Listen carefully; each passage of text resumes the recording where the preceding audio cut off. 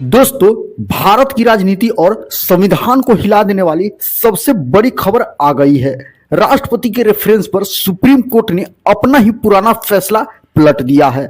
राष्ट्रपति राज्यपाल को टाइम सीमा बांधने वाला कोर्ट का फैसला असंवैधानिक घोषित, यानी अब कोई भी कोर्ट राष्ट्रपति या राज्यपाल को डेडलाइन नहीं दे सकता। लेकिन रुकिए, सुप्रीम कोर्ट ने एक बहुत बड़ा ट्विस्ट भी डाल दिया है। अगर राज्यपाल जानबूझकर बिल को रोकते रहेंगे तो कोर्ट सीमित दखल देकर कह सकता है भाई अब फैसला करो, लेकिन बिल अच्छा बुरा है या नहीं ये हम नहीं बताएंगे। और सबसे बड़ी बात, वो डीम्स असेंट जिसे तमिलनाडु केस में कोर्ट ने मान लिया था लंबे समय तक बिल रुका, बिल पास माना जाएगा, उसे भी गलत, असंवैधानिक और सेपरेशन ऑफ पावर्स के खिलाफ बताया गया है। अब सवाल उठ रहा है, क्या राज्यपाल मनमानी कर सकते हैं? क्या राष्ट्रपति के फैसले की टाइमलाइन नहीं तय हो सकती? क्या चुनी हुई सरकारें गवर्नर की वजह से रुक जाती रहेंगी? और राष्ट्रपति ने आखिर 14 बड़े सवाल सुप्रीम कोर्ट से क्यों पूछे थे? आज की इस वीडियो में मैं आपको पूरी कहानी सिंपल भाषा में, पावरफुल विजुअल्स में और पूरा मामला 10 मिनट में समझाऊंगा।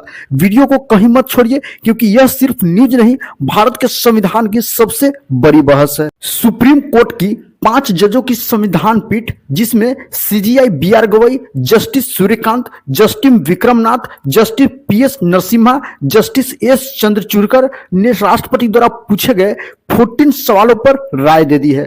कोर्ट के मुख्य पॉइंट थे, राष्ट्रपति या राज्यपाल को टाइम लिमिट देना असंवैधानिक, कोर्ट डीम्ड असेंट वाला रास्ता नहीं बना सकता, लेकिन राज्यपाल बिल को अनिश्चित काल तक रोक भी नहीं सकते, बिना वजह की देरी, कोर्ट का सीमित दखल संभव। तमिलनाडु केस याद है, जहां 10 बिल गवर्नर के पास महीनों से पड़े थे, तो सुप्रीम कोर्ट की 2 जज बेंच ने कहा आपने बहुत देर कर दी है, बिल पास माना जाता है। राष्ट्रपति और गवर्नर को समय सीमा देनी चाहिए।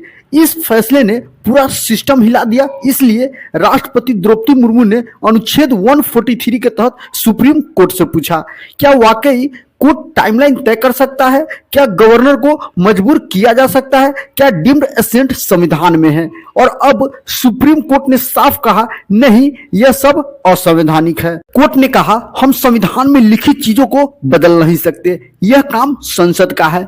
कोर्ट ने साफ कहा अगर कोर्ट कह दे कि बिल ऑटोमेटिकली पास हो गया है तो यह संविधान में लिखे राज्यपाल और राष्ट्रपति की पावर छीनने जैसा है। कोर्ट ने कहा गवर्नर चुनी हुई सरकार को ब्लॉक नहीं कर सकते, तो कोर्ट ने दोनों को चेतावनी भी दी और संविधान सीमा भी खींच दी। अनुच्छेद 200 के तहत राज्यपाल ये कर सकते हैं, बिल को मंजूरी देना, बिल को रोकना, बिल वापस भेजना सुझावों के साथ, या फिर बिल राष्ट्रपति को भेजना। ये विवेकाधिकार है और सुप्रीम कोर्ट ने कहा इसे सीमित नहीं किया जा सकता। अगर राज्यपाल के पास कोई बिल पड़े है और उसमें कोई तर्क नहीं है, कोई कम्युनिकेशन नहीं है, महीनों की देरी है, तो कोर्ट कह सकता है एक उचित समय में निर्णय करो, लेकिन कोर्ट यह नहीं बताएगा कि बिल सही है या गलत। यानी राजनीति में दखल नहीं, प्रक्रिया में सुधार। तमिलनाडु, केरल, कर्नाटक, पंजाब और बंगाल, इन राज्यों ने कहा गवर्नर चुनी हुई सरकारों के बिलों को रोक रहे हैं,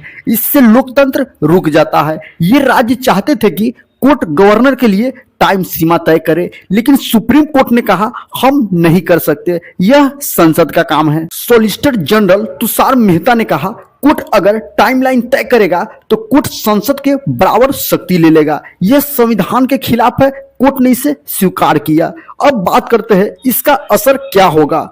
गवर्नर बिलों पर अनिश्चित काल तक चुप नहीं रह सकेंगे, लेकिन कोर्ट उन्हें टाइम लिमिट भी नहीं देगा। राज्य सरकारों के लिए कानून पास करना आसान नहीं होगा। डीम्स असेंट अब इतिहास हो गया। राजनीतिक तनाव बढ़ सकता है। संसद पर जिम्मेदारी बढ़ गई है कि वह चाहे तो संविधान संशोधन कर टाइम लिमिट बना पाए। दोस्तों, यह फैसला सिर्फ कानूनी नहीं, यह भारत में लोकतंत्र, फेडरल स्ट्रक्चर और चुनी हुई सरकारों की शक्ति को तय करेगा।